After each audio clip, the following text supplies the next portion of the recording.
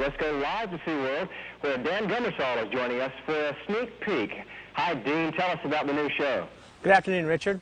The new show is Whale and Dolphin Discovery. What it does is it shows the relationship we have between all our animals here at the Whale and Dolphin. There's so many things that were told to us that they tell you so many times that you start believing it, you know. So all the animals here get along very well. It's just like training your dog, really. I was blind, you know. I was a kid, you know. I didn't know what I was doing really. Nice. Good job.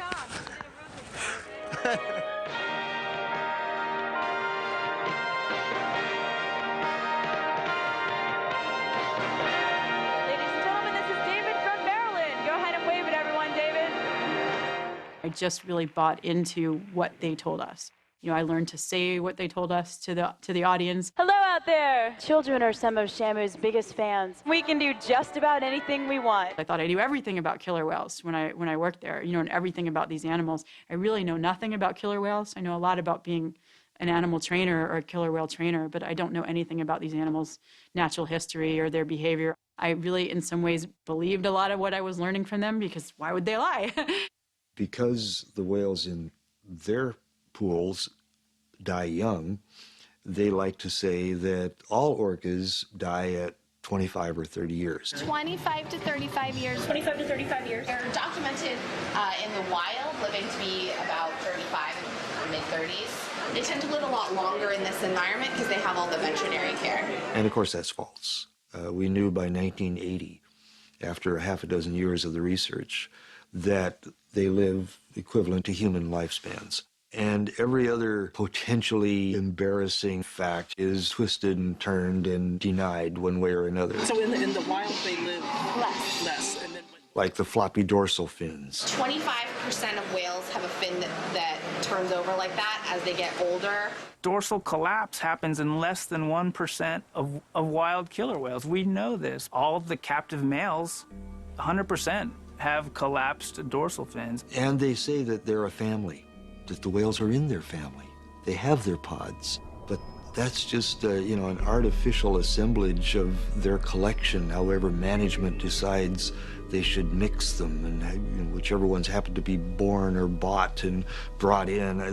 That's not a family, you know, come on. You've got animals from different cultural subsets that have been brought in from various parks. These are different nations. These aren't just two different killer whales. These animals, they've got different genes. They use different languages. Well, what can happen as a result of them being thrown in with other whales that they haven't grown up with, that are not part of their culture, is there's hyperaggression, a lot of violence, a lot of killing in captivity that you don't ever see in the wild. For the health and safety of the animals, please do not put your hands in the water. It was always sort of this backdrop, this underpinning of tension between animals. Whale-on-whale aggression was just part of the daily existence. We ask that you use the stairs and aisleways as you exit. Please do not step on the seats. These areas may become wet and therefore slippery to some footwear. Thank you. In the wild, when there's tension, they've got, you know, thousands of square miles to exit the scene and they can get away. You don't have that in captivity. Could you imagine being in a small concrete enclosure for your life when you're used to swimming 100 miles a day? Sometimes this aggression became very severe, and in fact, whales have died in captivity because of this aggression. I think it was 1988, Candu trying to assert her dominance over Corky, rammed Corky. It fractured her jaw, which cut an artery in her head, and then she bled out.